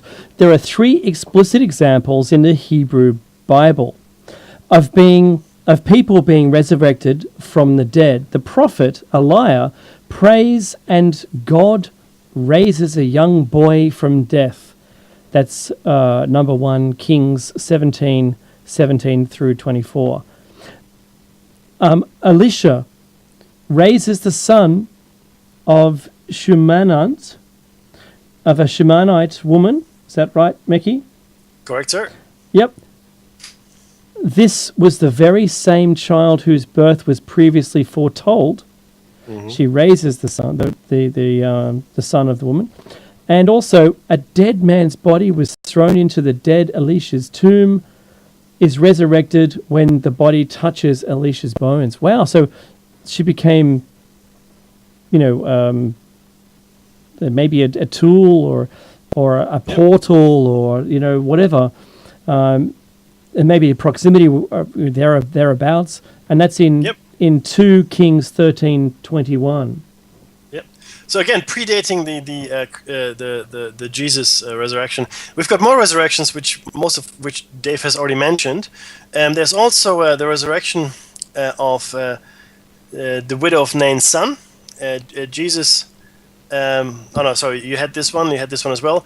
Lazarus. This might be interesting. Lazarus had been in the grave for 4 days, 4 days, not 3, when Jesus approached his tomb, Jesus asked the people to take away the stone, because back then in those days it was more like a crypt, if you will. So there was like a cave, and you just rolled a big stone in front of it. That's in fact where Jesus was buried as well. Jesus called out, "Lazarus, come forth," and Lazarus came out, still wrapped in the strips of cloth. People had to help him out of them. So in fact, Jesus resurrected Lazarus prior to his own miraculous resurrection. There are actually a number of others as well, which is interesting. And the most interesting one, I think, Dave, this is the last one, the men raised up on Jesus' death. And this is from the Bible, of course, again. When Jesus died, this is from Matthew 27:51-53. When Jesus died, there was a violent earthquake, and the veil in the temple was torn from top to bottom. The Bible says tombs were opened, and many bodies of saints arose from the dead. It says that after Jesus' resurrection, they went into Jerusalem, where many people witnessed their return to life. So, and while it is the cornerstone of the Christian faith, in fact, without it, there isn't a Christian faith. It seems the event itself, the resurrection itself, is not as unique as one would have us believe. Mm-hmm. And that's really the point we're trying to bring. Not trying to disparage anything, not saying anything is it is or isn't. Whether it's real or not real, we're not doing that. All we're pointing out is this is what it says. Okay? Do you know what? You can't have life and death without having resurrection. These topics fit together as pieces of the puzzle. That's really what they do. I agree with you, and also because the show we're going to have for you in 3 weeks' time, Australia Day in Australia. Show number 100. Show number 100 when Dave and I will be co-located, which is on January 26th. Mm-hmm. We will try to connect everything that we have spoken to you about up to this point, and it will make sense when we come to this point where the human body, any physical body in this particular reality matrix, may very well just be that, a vessel. And a lot of people speak about our bodies as vessels for our spirit, and I think that's a very telling kind of thing, because ask yourself this, right? And this is where I'm going to stop talking afterwards. If you're in your body, right? You're Bob or Jane or whatever, and I cut your legs off. You're still you. You're still Bob or Jane, I would imagine, right? I cut your arms off, and you're still Bob or Jane, less arms and legs. I will cut off most of your things and will keep you artificially alive with a whole bunch of machinery, so your head is still there. Okay, so you're still Bob or Jane. So your body does not represent you. It's only your motive, I guess, expression for this particular reality matrix. So it's how you get around, right? If I destroy your head, your brain, well, you could. I'm breaking the link to this reality. I'm cutting off all sensory input that you might get, because I believe that your brain is a 3-dimensional, even 4-dimensional shadow interface, right, to a higher dimensional reality. What does that mean? Okay, what does it mean? It means that you are much greater than what you see or can comprehend at this point. Your brain is an interface. It is almost like an avatar when you play a computer game. Right? Think of it that way, in fact. It is how you get information about this world to wherever you actually are. And I'm not saying you're not here, but you're not here. You're here in a different layer and still imprisoned. I know it sounds very esoteric, and I apologize for that. But the point is that all the information that you get about this particular reality, about this world, is only coming to you through your senses. Okay? Specifically, vision, your ears, taste, touch. That's how you form a picture about the world. There's nothing else. Your brain doesn't interface directly with the world. It doesn't. It just takes the impulses it receives and translates them into, I guess, a 3-dimensional, 4-dimensional, if you take time, reality in your head. So where are you? where are you? Exactly where are you? Are you sitting in the middle of your brain? Or are you sitting outside or inside the brain? Because there's an old koan, which is like a Zen, I guess, riddle. Where do you go when your enemies come from the front and the back, from the left, the right, and from up and below? Where do you go? Where do you go? Good You go question. in, Where do you go? inside. Yeah, exactly. Right. So Ah. the answer is you go within. So your way out of this reality matrix is in. And I can't tell you where your escape hatch is. I know where it is, but I can't tell you where it is. Maybe I'll tell you on show number 100. But there is an escape hatch built into you. Built into you. You know it. You've heard about it. You know, you laugh at it. Maybe even you think it's superstition, but it's there. You must focus within, because everything without is just a distraction. Listen to the sages of the time. Listen to all the holy people. Listen to all the things that were told us, all the mystical things and all the other things as well. Even science will tell you this. Quantum physics, if nothing else, tells us that what we see here is very arbitrary. Okay? Might be a hologram, might not be. We've spoken about this. Guys, focus within if you want to get out of this. Right? And I'll leave it there, at least this particular thread. That's why resurrection is important, because they don't want us to leave here, whoever they might be. And I don't know what the purpose of us being here is. I really don't, but there's a purpose, there's a reason, otherwise we wouldn't be here. It's quite obvious. And the most brutal manifestation of their need of us is the visitations that some of you experience. Okay? And in fact, past life memories of these visitations. Why? Don't know. That was a very good Vulcan. Why? It's crazy. I've been. Do you know, Mickey? I just wanted to say to Michio Kaku, come on our show, you get better ratings. Also, take that BBC World Service and American Freedom yes! You're right. Beat, come and try and beat us. Thanks so much. Do you know what, Mickey? Today's show, we had to put this in. We had to put this stuff in today because of the 100th show, like Mickey said. We are coming up on the 100th, and it's going to make a lot more sense if we haven't, having brought this to you now, rather than trying to squeeze it somewhere else. I think it all made sense today, and it's gonna make a whole bunch of sense. And do you know what? This live streaming, Mickey, I think it's going pretty well. The only thing that everyone is talking about, why can't we do a split screen with Mickey? Well, I don't know. I don't have the virtual camera being able to take it. So, Mickey, if we were doing a video stream between us, I might have been able to take what Skype is showing and put it through. So it's still early days for us on this. This is only a second show. The first one was 2 weeks ago, and it was just preliminary, and this one is much better. So we've got all the audio nailed down now. Now it's just to add the second video. But on the 100th, we'll be in the same location, and we'll both be on air. All right, so we're looking forward to doing something like that. The next thing after that is having a slide deck and some, what are they called? Inset. So we can have some inset graphics and stuff when we're talking. Yeah, that's right. That's right. So, and look, guys, thank you very much for listening. Thank you very much for giving us these ratings. I mean, again, I still think Dave and I are just chatting to ourselves here, to be honest with you, right? But it's just, there you go. Hey, thanks for listening to show number 97. If you're listening to this on YouTube, check out our other shows. Check out all of our stuff. Thank you. We'll see you next week for another Shiny Side Out with Dave. And Mickey. Peace out.